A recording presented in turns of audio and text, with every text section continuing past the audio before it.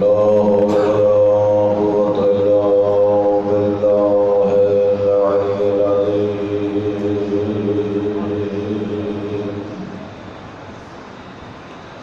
بسم الله الرحمن الرحيم.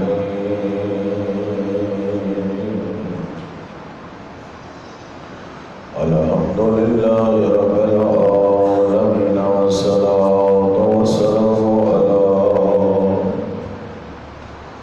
سيد الدارين الحسن والحسين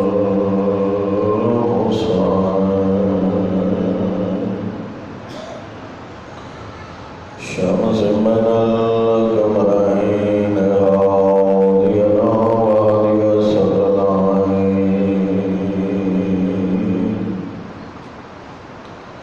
شفيع ذنوبنا وطبيب قلوبنا أبي القاسم محمد. اللهم صل على محمد وعلى محمد وعلى آل بيت الطيبين الطاهرين المعصومين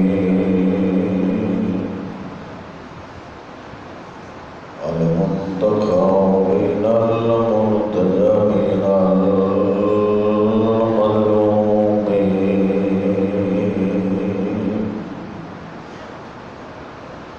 لا سيما على إمام زماننا الحجة بن الحسن العسكري أبو الحسن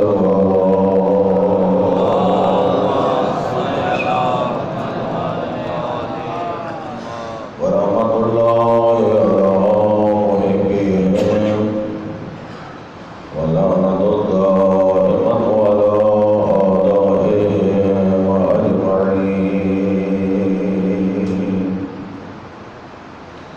من يوم يدعوتهم إلى قيام يوم الدين. أما بعد فقد قال الله تبارك وتعالى في كتابه المجيد. بسم الله الرحمن الرحيم.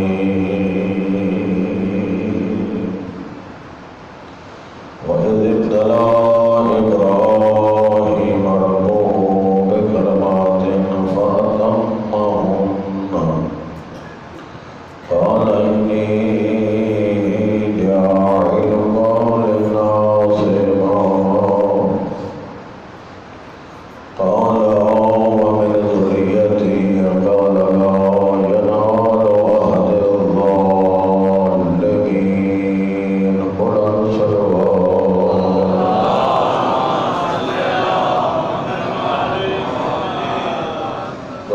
خدا مطالعہ کی تشریف آوری اپنی درگاہ میں قبول و مقبول فرمائے. الہی آمین. دنیا میں معرفت کے ساتھ اہل بیت کی زیارت نصیب فرمائے. الہی آمین. آخرت میں شفاعت نبی و آل نبی سے کنار فرمائے. الہی آمین. مقصد قیام حسین بن علی صحیح انداز رسم نے صحیح انداز سے عمل کرنے کی توفیق عطا فرمائے. دعا کی مقبولیت کے لیے بلند صلوات.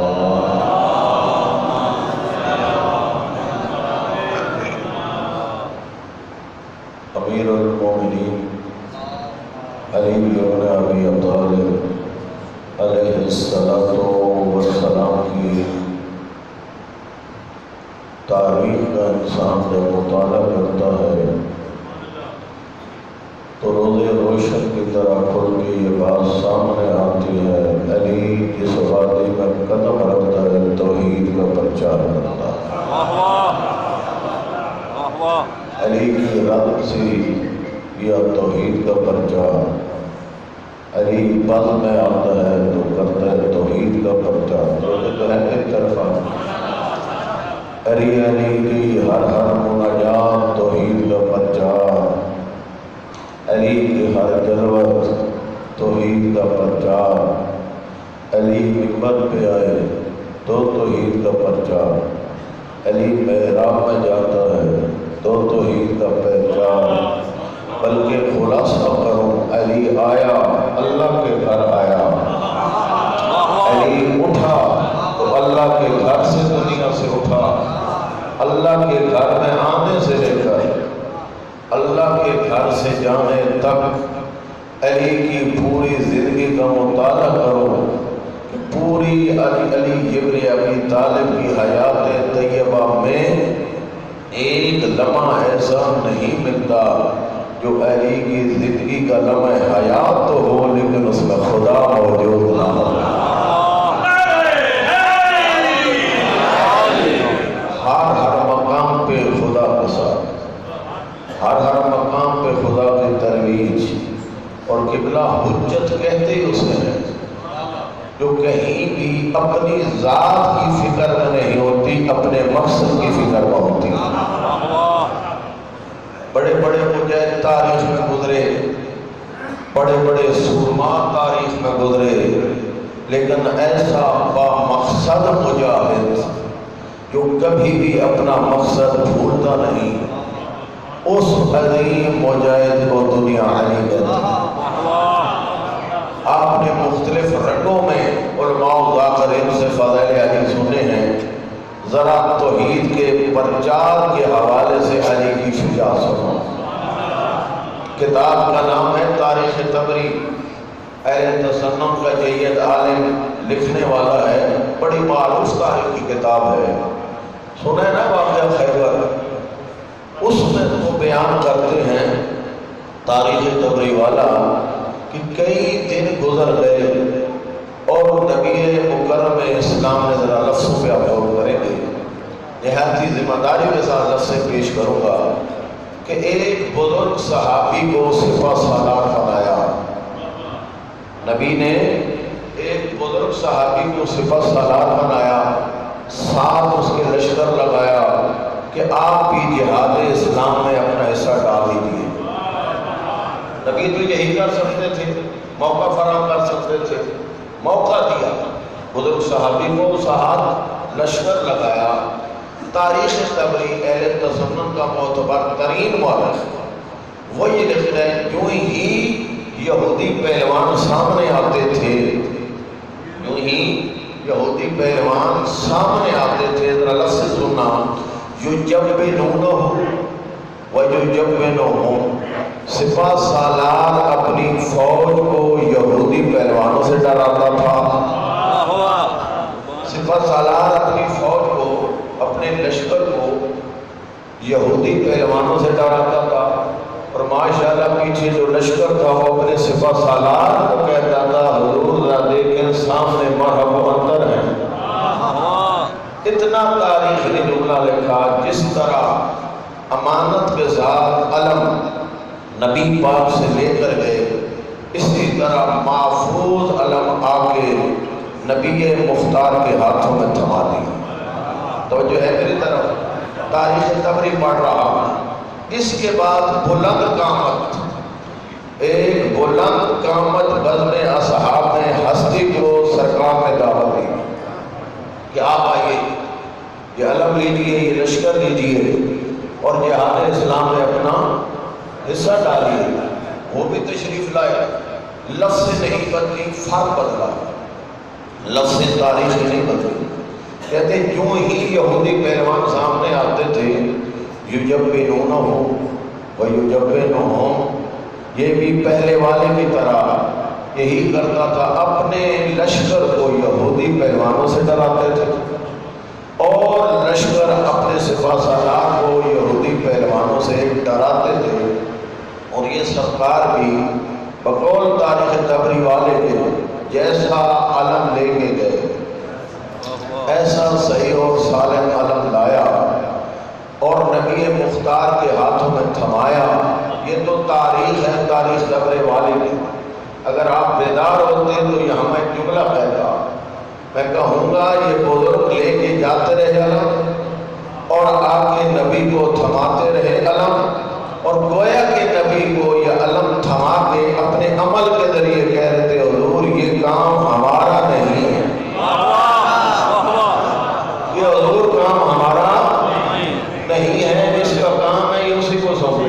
واہ واہ. نبی مختار نے دیکھا وجود اسلام خطرے میں ہے، اور کئی دن گزر گئے اسی سلسلے میں، گزرتے گئے کوئی آگے سینہ تان نہیں رہا. نبی مختار نے وجود اسلام کو خطرے میں پا کر یہاں سے روایت تاریخ طبری کی ہے، سعد نامی صحابی ہے، وہ یہ کہتے ہیں نبی مختار نے سارے اصحاب کو جمع کیا، میدان خیبر میں جمع کر کے نبی مختار نے ایک تاریخی اعلان فرمایا. اور کیا اعلان فرمایا؟ فرمایا لَأُعْطِيَنَّ رَایَةَ غَدًا رَجُلًا قَرَارًا غَیْرَ فَرَارٍ يُحِبُّ اللَّهَ وَرَسُولَهُ وَيُحِبُّهُ اللَّهُ وَرَسُولُهُ وَيَفْتَحُ اللَّهُ عَلَى يَدَيْهِ. فرمایا او مسلمانوں، کافی کھیل ہو چکا، کل میں علم اسے تھماؤں گا جو مرد میدان ہوگا.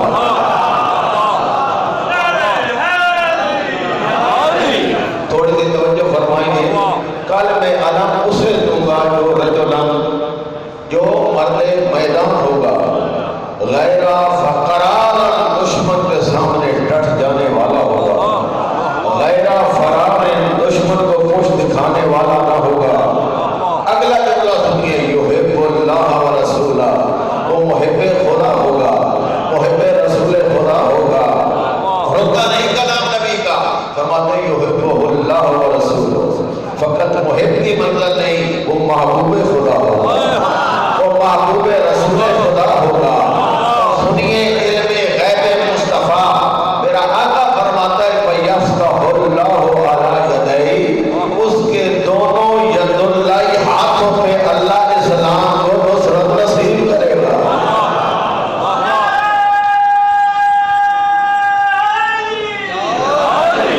توجہ فرمائیے کتنے تمغے ذرا گن سکتے ہو؟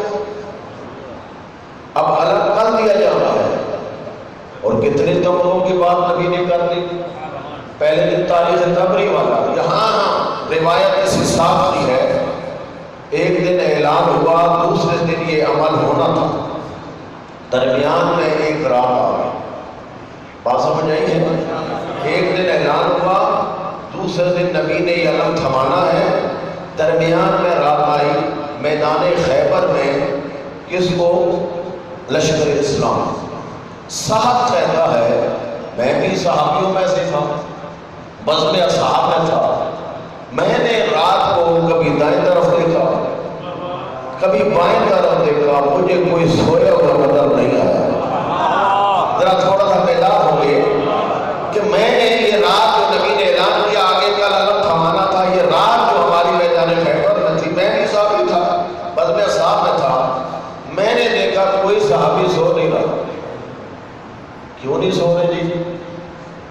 کہتے ہیں پوری رات اصحاب نبی نے کروٹیں بدل بدل کے گزار دی. یہ پوری رات اصحاب نبی نے کروٹیں بدل بدل کے گزار دی. ذرا جملے پہ غور کرنا، فقط اس تمنا کی خاطر، فقط ایک تمنا کی خاطر کہ شاید میں ہی وہ خوش نصیب ہوں کہ کل یہ علم میرے ہاتھوں میں آ جائے. تو اگر آپ کی توجہ ہوتی تو یہاں میں جملہ کہتا، دنیا شیعہ قوم کو کہتے ہیں یہ بدعتی ہیں، علم عباس نکالتے ہیں اور راتیں جاگ کے گزارتے ہیں. ذرا تاریخ خیبر کو پڑھ، پوری پوری رات جاگ کے علم کی تمنا کے لیے جاگ کے گزارنا، یہ سنت اصحاب رسول ہے.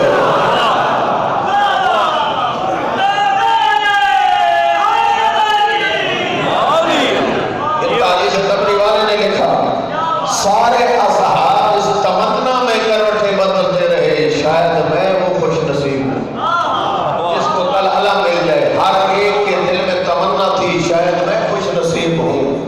تو میں تو یہ کام کرتا ہوں، یہ حق رکھتے تھے کہ یہ تمنا کرتے، یہ تمنا کر رہے تھے کہ شاید میں وہ خوش نصیب ہوں کہ مجھے یہ علم مل جائے گا. کیوں تمنا کر رہے تھے؟ قبلہ کوئی عام علم نہیں تھا.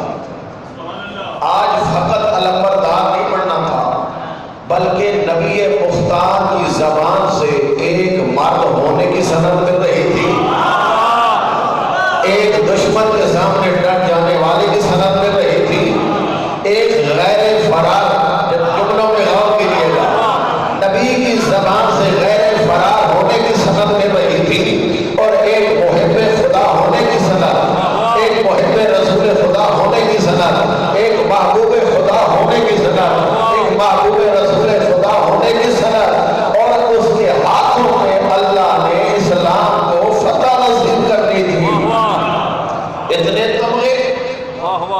اتنے تمغے ملنے تھے، فقط کل علم نہیں ملنا تھا، اس علم کے ساتھ اتنے تمغے بھی ملنے تھے۔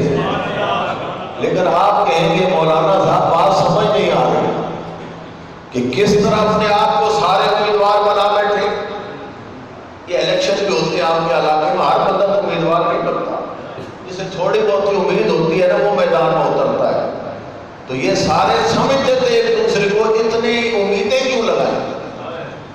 ایک ہی راز تھا ان کو، ایک تھا علی آشوب چشم میں مبتلا ہے، اور ان کو یہ علم تھا جہاں پہ بھی علی ہو کسی اور کی تمغے لینے کی نوبت آتی نہیں ہے، اور یہ خیال کر بیٹھے تھے علی آشوب چشم میں مبتلا ہے، وہ تو جا نہیں سکتے، تو پھر ہم میں سے کوئی ایک ہوگا، جب ہم میں سے کوئی ایک ہوگا تو سارے ایک جیسے ہی ہیں، کسی کو علم مل جائے گا اور یہ سارے عہدے بھی مل جائیں گے۔ اور تاریخ طبری والا لکھتا ہے، سعد کی روایت ہے، صبح ہوئی اور یہ وہ پہلا اعلان مصطفیٰ ہے جس پر لبیک کہتے ہوئے نبی سے پہلے بزم اصحاب نبی جمع تھے۔ پہلے نبی بلاتے تھے جو آتا نہیں تھا، اور آج یہ پہلا موقع ہے، نبی پہنچے نہیں، بزم پہلے سجے تھے، اور نبی مختار اس بزم اصحاب میں تشریف لائے، تو جو ہے میری طرف نبی مکرم اسلام اس بزم میں تشریف لائے۔ اور یہ جملہ تاریخ طبری والا نہیں، یہ جملہ میں کہہ رہا ہوں۔ نبی جب بزم مصطفیٰ میں آئے، نگاہ نبوت نے، تھوڑا سا بیدار ہونا، نگاہ نبوت نے بزم اصحاب میں اس چہرے کو ڈھونڈنا شروع کیا، چہرے وجہ اللہ علی کو ڈھونڈنا شروع کیا، علی نظر نہ آیا۔ میرے آقا فرماتے ہیں اینا اینا علی، اور میرے صحابیوں علی کہاں ہے؟ یک زمان ہو گیا، اصحاب کہنے لگے آقا وہ تو آشوب جشن میں مبتلا ہیں، وہ جہاد نہیں کر سکتے۔ تو میں کہتا ہوں بعید نہیں، حسنین کے نانا نے کہا میرے صحابیوں محمد کو سکھانے کی کوشش نہ کرو، محمد کو سکھانے کی کوشش نہ کرو، محمد سے کچھ سیکھنے کی کوشش کرو، جاؤ ذرا علی کو بلا کے لاؤ۔ یہ پہلا موقع ہے کہ علی خیمے میں اصحاب اکٹھے جمع ہیں۔ یہ مسلط الہیہ دیکھیے، جس مسلط سے مصطفیٰ آشنا اسی مسلط سے مرتضیٰ آشنا۔ میرے آقا نے فرمایا علی کو بلا کے لایا گیا، مولا کو بلا کے لایا گیا۔ تاریخ کہتی ہے نبی مکرم اسلام نے اپنا لاب دہن اپنی انگشت مبارک پہ لگایا، سن رہے ہیں آپ؟ نبی مکرم اسلام نے اپنا لاب دہن اپنی انگشت مبارک پہ لگایا، اور لگا کے علی ابن ابی طالب کی آنکھ پہ ملا، اور کہتے ہیں آشوب چشم کا کوئی اثر باقی نہ رہا۔ میں کہتا ہوں او مسلمان، تو یہ کہتا ہے محمد مجھ جیسا ہے، تو یہ کہتا ہے جس محمد مصطفیٰ کا لاب دہن مجھ جیسا نہیں، وہ محمد مصطفیٰ ہم جیسا کیسا ہو سکتا؟ تاریخ کے سینوں میں جملے موجود ہیں۔ میرے آقا نے فرمایا ہے علی دیکھا کتنا کھیل ہو چکا ہے، وجود اسلام خطرے میں ہے۔ اتنے میں مولا علی کہتے ہیں آقا آپ کا سپاہی حاضر ہے، آقا آپ کا سپاہی حاضر ہے۔ نبی مکرم اسلام نے خود علی کو سوار کیا، ذوالفقار تھمائی، گھوڑے کی زین تھی، حیدر کرار سوار تھا، رخ یہودی پہلوانوں کی طرف تھا، میدان کارزاں میں اترا ابو طالب کلا۔ اور تاریخ کہتی ہے یہودی تو عادت پڑ چکی تھی، ان کو ایک آواز دیتے تھے میدان خالی، اسی گرج میں اسی لہجے میں مرد نے ایک صدا بلند کی، یا فتح، اے جوان ذرا ہوش کے آگے بڑھو، اے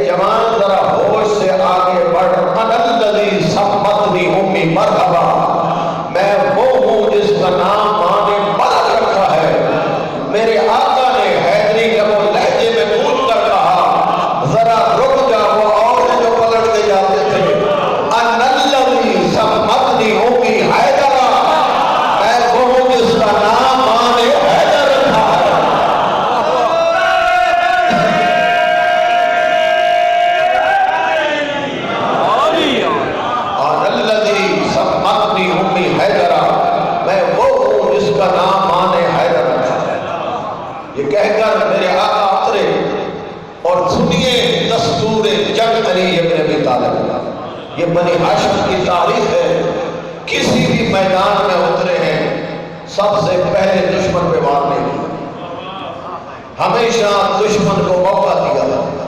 امیر المومنین نے مرحب کو کہا کہ تیری حسرت نہ رہے کہ میں نے وار کرنے کا مجھے موقع نہیں ملا، تو اپنی حسرت مٹا، تو پہلے وار کر۔ حیران ہو گیا، یہ عجیب جوان ہے، میرا نام سن کے لوگ میدان چھوڑ جاتے ہیں اور یہ مجھے دعوت دے رہا ہے۔ پورے غیر و غضب میں آیا مرحب، اور پورے غیر و غضب میں آ کر ایک ضربت ماری امیر المومنین کو، اور علی ابن ابی طالب نے وہ ضربت نکارہ کی، اور ضربت نکارہ کر کے علی نے پھر ذوالفقار کو خیبر کے میدان میں لہرایا۔ خیبر کے میدان میں لہرا کر اللہ کے مجاہد کی زبان پر صدائے تکبیر بلند ہوئی، صدائے تکبیر بلند کر کے غفلت میں نہیں، للکار کے کہا مرحب تیار ہو جا، اب عام نہیں، حیدری وار آ رہا ہے۔ اور حیدری وار لگا، مرحب دو حصوں میں تقسیم ہوا، اور میرا آقا مرحب کو تقسیم کر کے آگے بڑھا۔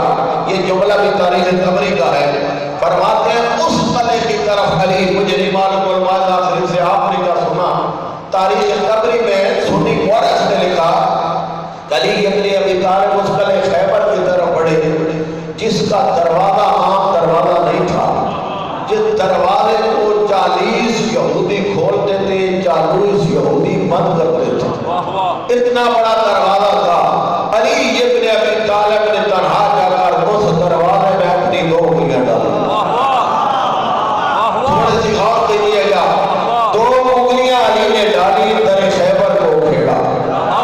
در خیبر کو اکھیڑ کر میں یہاں جملہ کہنا چاہتا ہوں، اگر آپ کی توجہ ہو، میں کہتا ہوں نبی نے فرمایا تھا وَيَفْتَحُ اللَّهُ عَلَى يَدَيْهِ، کل اللہ اسلام کو فتح نصیب کرے گا اس کے دونوں ہاتھوں پر۔ یہ کل نبی نے فرمایا تھا۔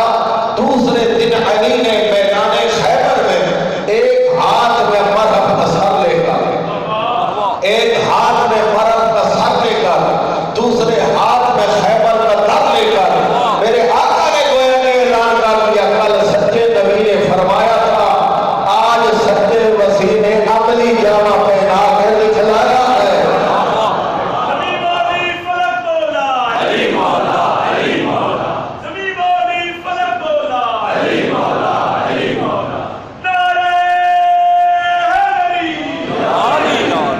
توجہ فرمائیے کہ بلا تاریخ لکھتی ہے، دارو کھیڑ پہ جہاں بھی امیر المومنین جاتے پھینک دیتے، یہ امیر المومنین ہے، اسے دنیا علی کہتی ہے۔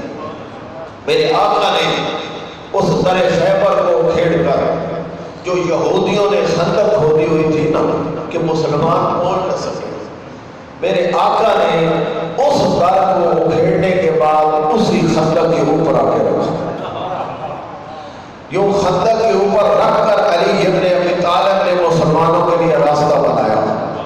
اور میں تو یوں جملہ کہا کرتا ہوں، بعید نہیں، اپنے عمل کے ذریعے علی یہ کہہ رہے ہوں مسلمانوں آؤ، مسلمانوں اب آؤ، علی نے اپنا کام کر دیا، تم اب اپنا کام کرنا۔ علی نے اپنا کام کر لیا، اب تم اپنا کام کر لو۔ مسلمانوں کا کام تھا مال غنیمت جمع کرنا، علی کا کام تھا مال غنیمت کے راستے میں ساری رکاوٹیں ہٹانا۔ مرحب کی رکاوٹ ہٹائی، در خیبر کا رکاوٹ ہٹائی، اور پھر جانا بھی مشکل تھا، خندق کو پھلان کے بزرگوں کے لیے جانا بھی مسئلہ تھا۔ علی ابن ابی طالب نے در خیبر کو رکھ کر آسانی پیدا کی، اب آرام سے مال غنیمت جمع کرو۔ تاریخ کہتی ہے، کوئی جملے سمجھ آئے کہ علی ابن ابی طالب نے قدرت پروردگار کا مدد ہونے کا میدان خیبر میں جب مظاہرہ کیا، وقت حیرت میں ڈوب گئی کائنات، وقت حیرت میں ڈوب گئی کائنات، صدائیں بلند ہونے لگی، کتنا باہمت ہے علی، کتنا بحوصلہ ہے علی، کتنی عظیم قدرت کا مالک ہے علی، کتنی عظیم طاقت کا مالک ہے علی۔ قوت بازو میں علی کو دادی جا رہی تھی، طاقت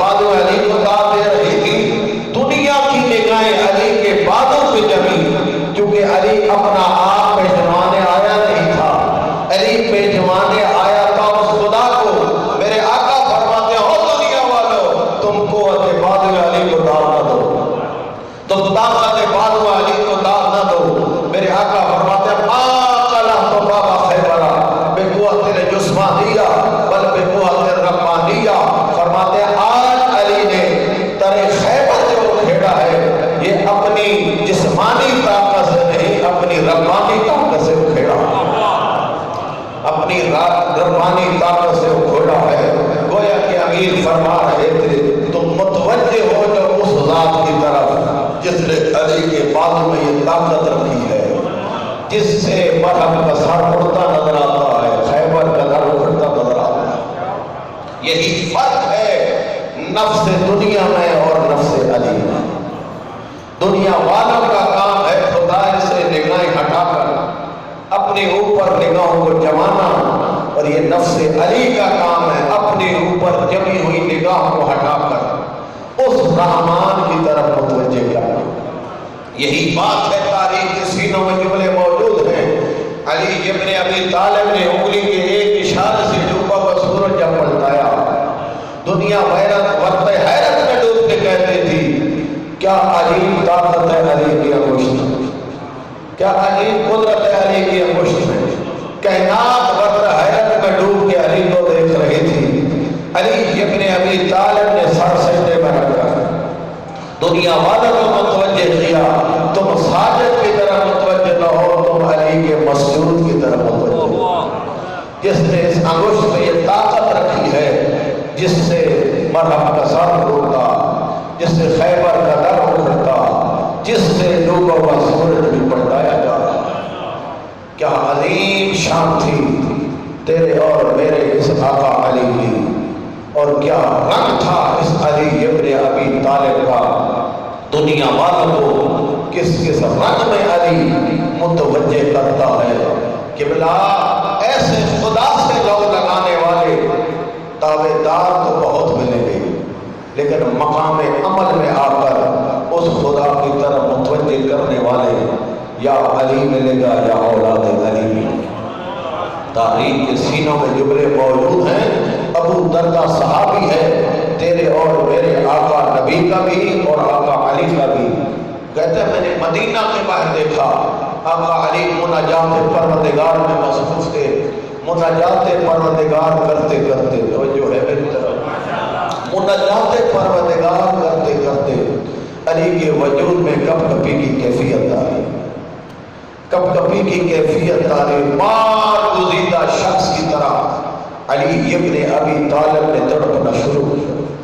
تڑپتے تڑپتے علی گرے اور میں نے یہ محسوس کیا اب وجود علی میں حرکت نہیں.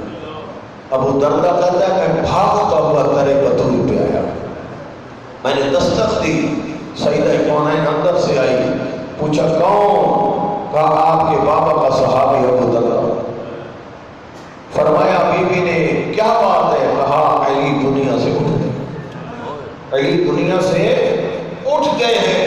تو یہ جملہ کہا تو میں یہ کہا کرتا ہوں علی شناز زہرا، علی شناز زہرا اندر سے کہتی ہے اے ابو دردہ ذرا یہ بتا تو نے علی کو کس حالت میں دیکھا؟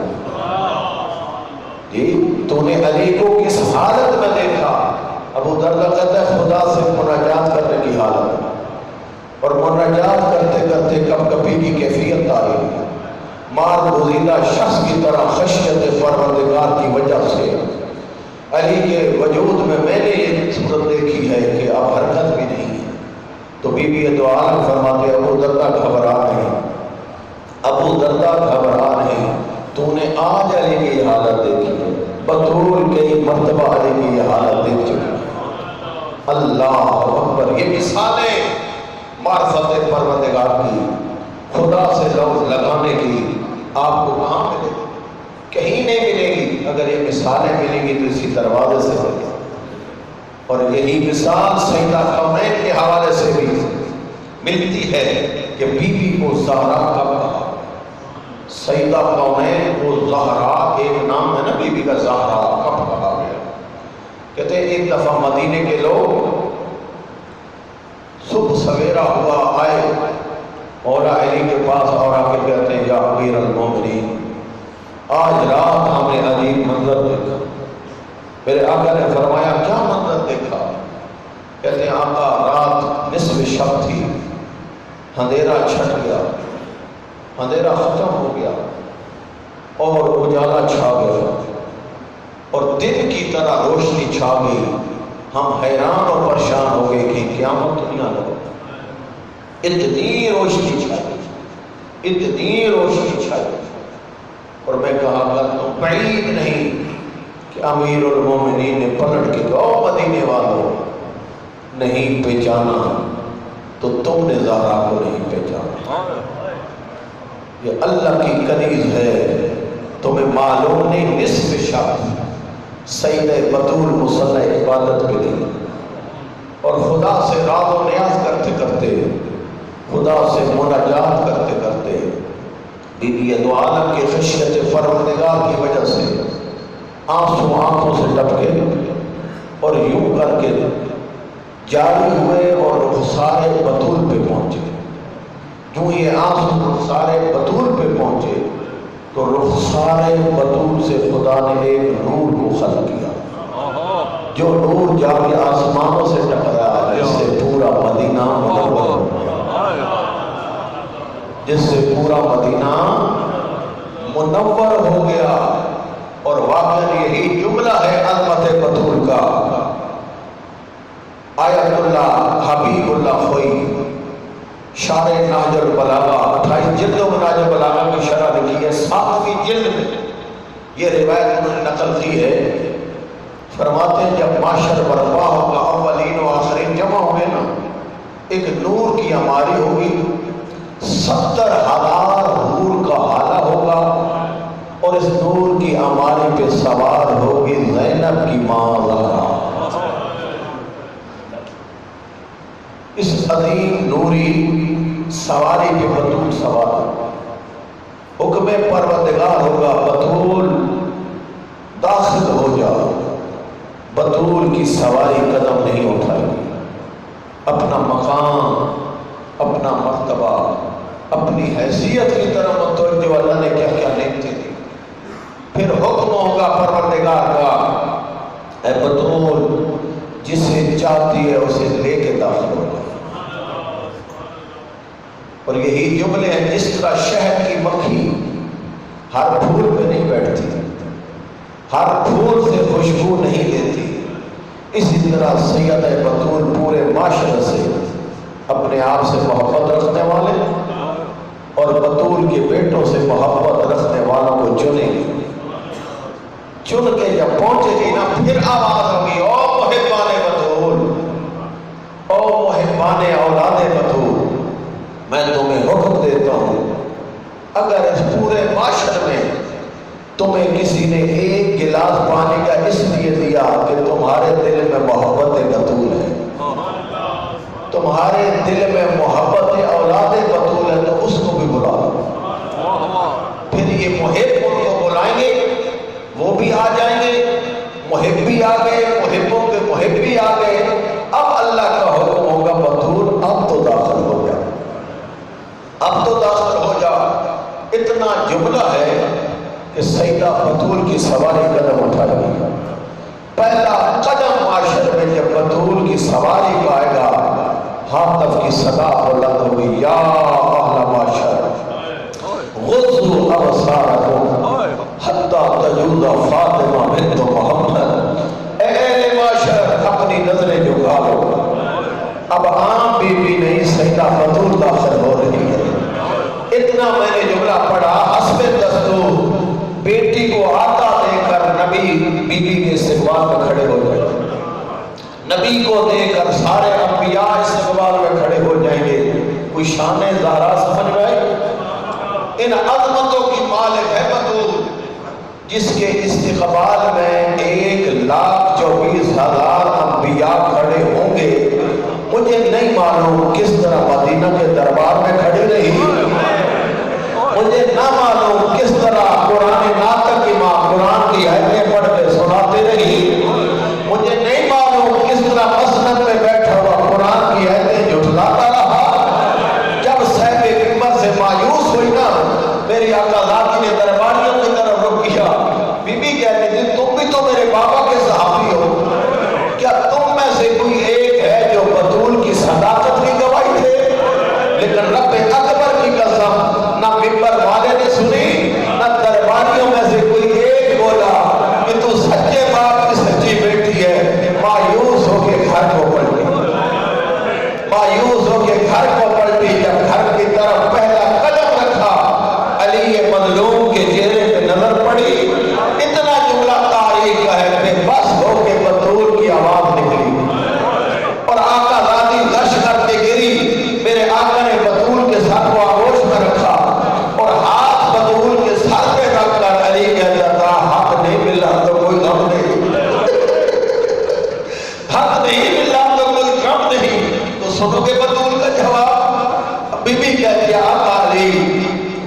آج نہ ملنے کا اتنا غم نہیں جتنا مجھے یہ بات رلاتی ہے میرے بابا کے صحابیوں سے بھرا دربار تھا، میرے بابا کے صحابیوں سے بھرا دربار تھا، اور کسی ایک نے اٹھ کے نہ کہا کوئی سچے باپ کی سچی بیٹی ہے۔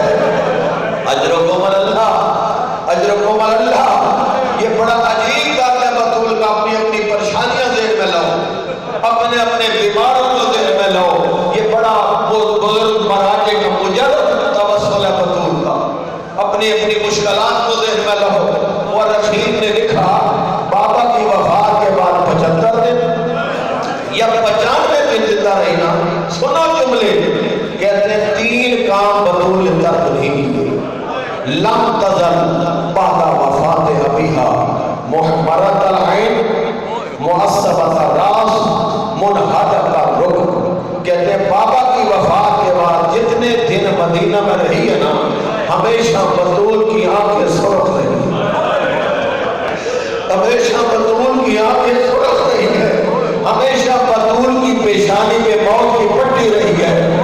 اور جوانوں ذرا سینوں پہ ہاتھ رکھو، مجھے یہ تو بتاؤ حسنین کی ماں کا سن کیا تھا، اور مجھے یہ بتاؤ زینب کی ماں کا سن کیا تھا۔ ہر ایک نے لکھا 18 سال کا سن تھا یار، تو یہ جملہ مورخ لکھتا ہے 18 سال کا سن تھا، کمر جھکا کے چلتی ہے۔ وہ کون سے درد تھے اور جنہوں نے زہرا کی آنکھیں سرخ کی، وہ کون سے درد تھے جنہوں نے زہرا کی کمر جھکا کے رکھ دی۔ آیت اللہ فیض کے استاد ہیں آیت اللہ اصفہانی، وہ یہ فرماتے ہیں بطول کے دردوں کا آغاز ہوتا ہے دروازے سے، بطول کے دردوں کا آغاز ہوتا ہے دروازے سے۔ بابا کی وفات کے بعد تربت مصطفیٰ پہ آ کے بیٹھتی تھی، اکبر کی بیٹی مصطفیٰ کی بیٹھتی تھی باپ کی تربت پر، رو رو کے کہتی تھی صبت علیہ مسائل لگنا صبت علیہ سرنا لیا لیا۔ بابا تیرے دنیا سے جانے کے بعد تیری زہرا کو اتنا ستایا گیا، اتنا ستایا گیا، اگر یہ مصیبتیں سفید دنوں پہ آتی یہ دن سیاہ راتوں میں تبدیل ہو جاتے۔ پھر علامہ مرضی کہتا ہے اپنی آنکھوں سے جلا ہوا دروازہ بھی دیکھتی تھی اور رو رو کے کہتی تھی بابا بابا یہ پرندے بھی اپنی بولیاں بول بول کے سو جاتے ہیں، یہ پرندے بھی اپنی بولیاں بول بول کے سو جاتے ہیں، تیری زہرا کی پوری پوری رات رو رو کے گزر جاتے ہیں۔ اجرکم اللہ۔ آیت اللہ اصفہانی کہتا ہے کسی بھی مظلوم کی مظلومیت کا ایک گواہ ہوتا ہے، 2 گواہ ہوتے ہیں، بطول اس مظلومہ کو کہتے ہیں جس کے 3 گواہ ہیں۔ کون سے مظلومیت کے گواہ؟ تھوڑی سی توجہ رکھیے گا، فرماتے ہیں الباب والجدار والدماء شہود صدق ما بہ اتفاق۔ کہتے ہیں او زہرا کی غربت میں رونے والوں، ایک در کا تصور کرو، ایک دیوار کا تصور کرو، ایک در و دیوار کے